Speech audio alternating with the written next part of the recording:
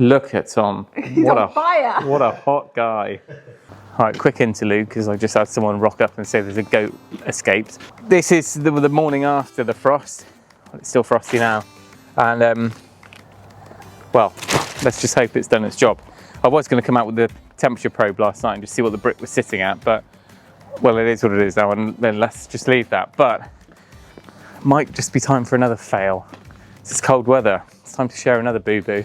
Well, there's a good one. This is where cold weather's shown up some bits that we needed to sort.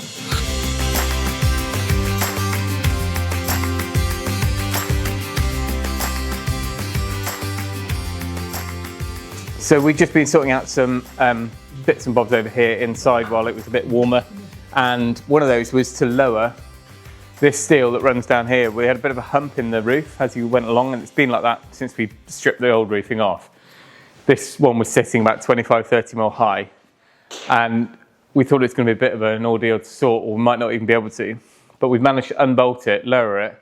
Bizarrely, even without an acro, these are so rigid, these roof panels, it was almost self-supporting. So there's hardly any roof load on these. It's crazy. Anyway, we managed to lower it to a natural point so that the roof sheet's sitting flush on our level timber frame, and re-drill, re-bolt, insulate and board. So that central bit over there, which you might have seen over the past month or two has been left open, is now all sorted. So I'm going to show you quickly what this roof's looking like.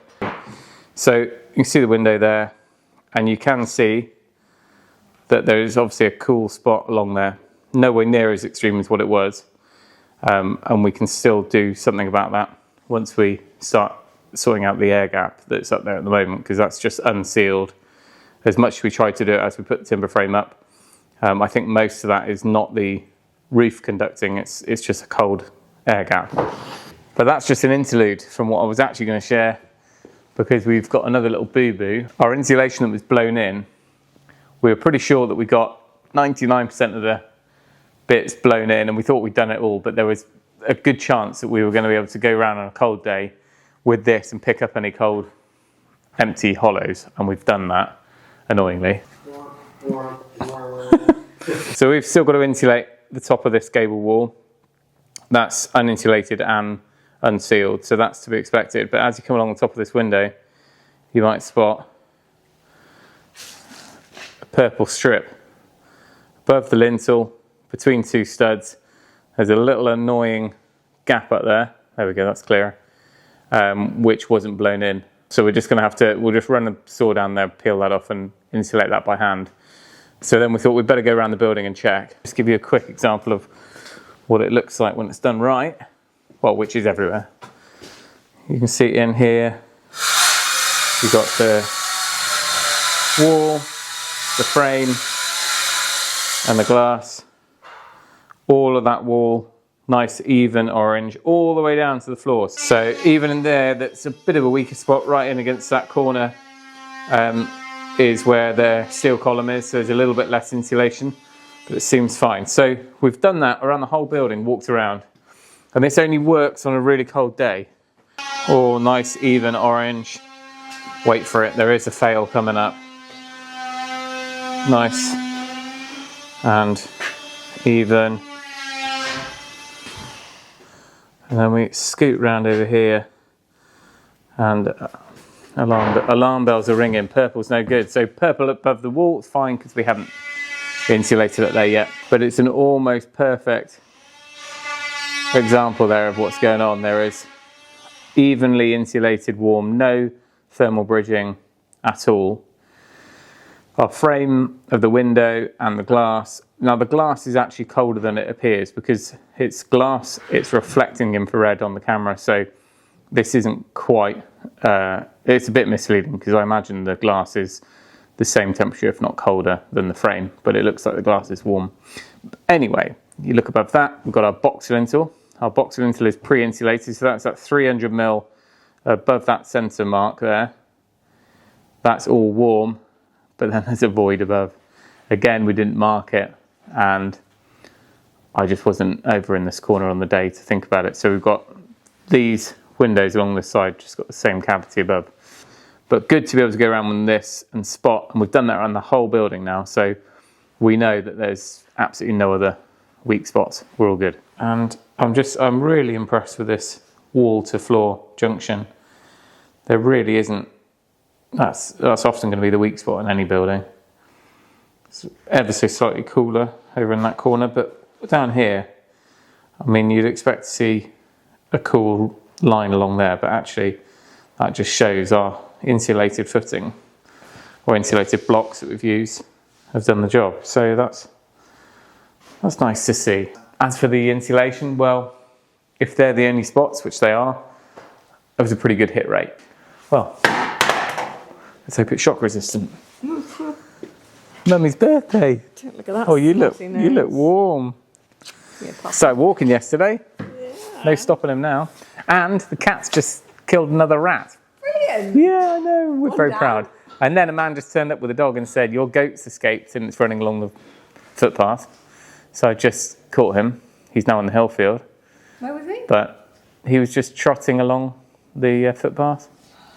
Where wasn't he in the lake field? Yep. He's now able to jump out the lake field. Oh, exciting.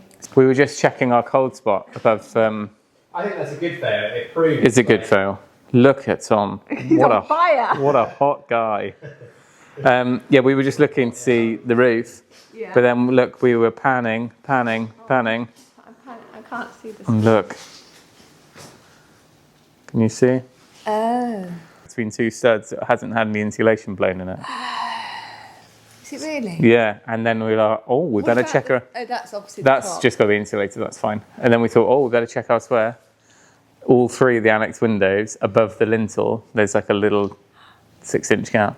So we have to pull the boards off. But if it hadn't been for that, and then we'll fill with insulation. Have we got a...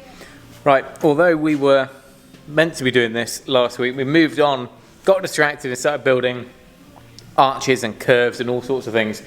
So if you haven't checked out that video, go and have a look. That was quite a fun thing to get done this week. But now we are back to insulating the little voids we missed. So far, it's working very well. So the first thing we tried was to knock in the nails with a punch. Then I remembered that I had a late night binge on a tool several months ago, which was a denailing tool for the compressor. And it worked really well. So I'll show you that in a minute. We've done this one up here. Now this was those two sections at the top, but it also revealed some of the cellulose insulation which was blown in through here, which was quite nice to see. So we could actually see how well it had got up there and, you know, filled all of the nooks and crannies, and it was nice and compact and dense. So we've got cellulose in that bit. Now we put mineral wool in the two missing sections, and there was a little bit exposed there. So here's a little photo of what it looked like, just in case we don't uncover any more, because I thought it was interesting for those of you who wanted to know what it was doing at the top of the studs. So in here, we're doing exactly the same. We've already had those ones off, nailed back up and taped. And then finally, we're going to do this one. So we'll show you the process.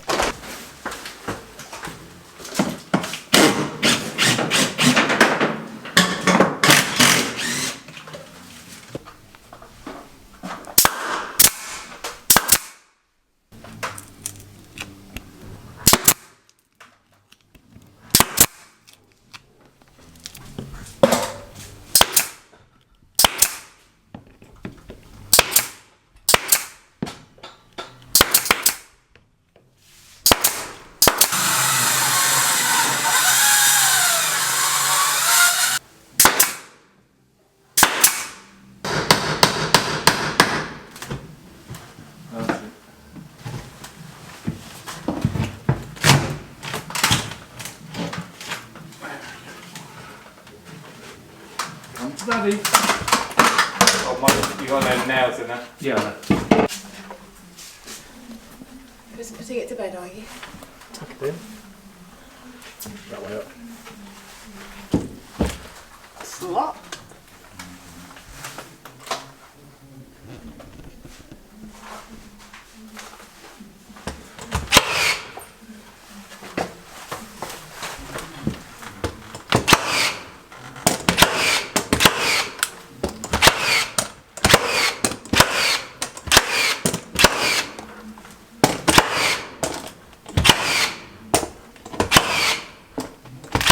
Well, folks, there is your not so glamorous but very important video of how we got over our little issue with the chili spots.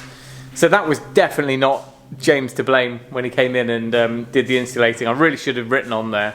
We took photos of loads of other sections of wall when it was open studs, and for some reason I just, you know, at the time, which was 6 months ago, maybe 9 months ago, I thought, oh, of course I'll remember that spot.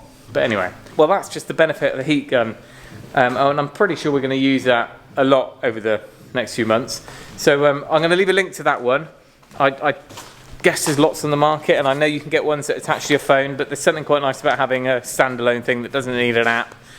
And my phone is so clogged up with sawdust and junk inside the terminal, the receiver bit anyway, I'm not sure it would have worked.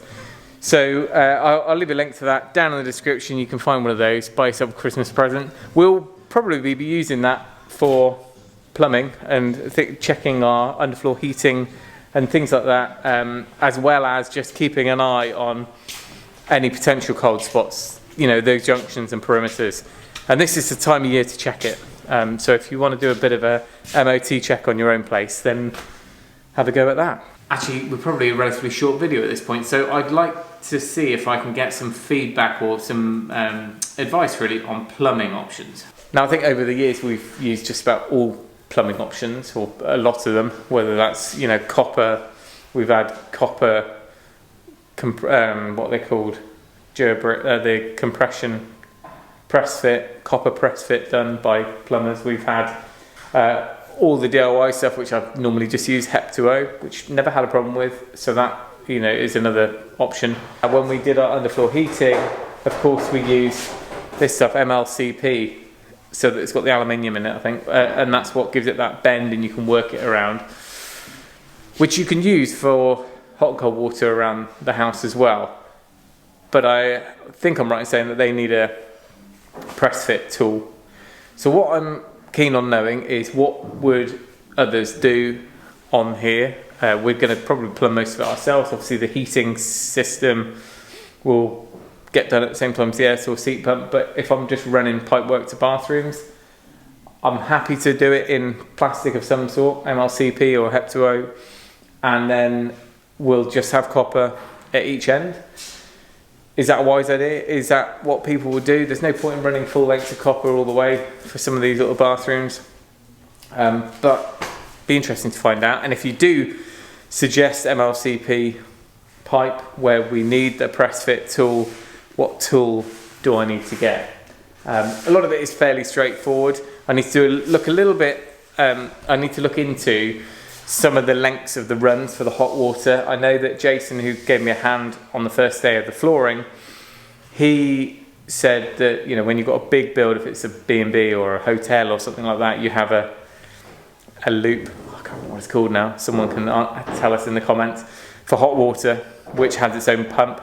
And I think that's one for speed of call. When you call in for hot water at a tap, it's at a closer location rather than having 30 metres of pipe before the tap, but also because of Legionnaire's stuff going on as well. So I need to work out the length of runs and then see what is possible and what should and shouldn't be done to get from our plant room to the kitchen is probably the longest run, and then there's a couple of small bathrooms or toilets that are going to be probably 20 metres-ish.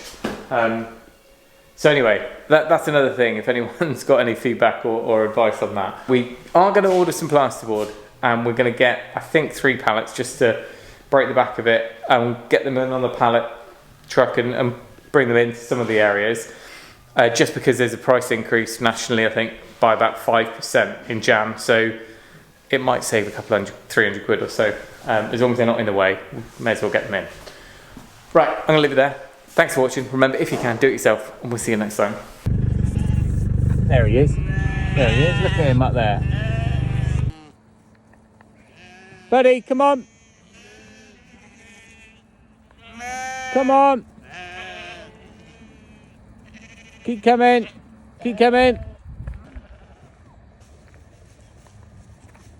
Where have you been?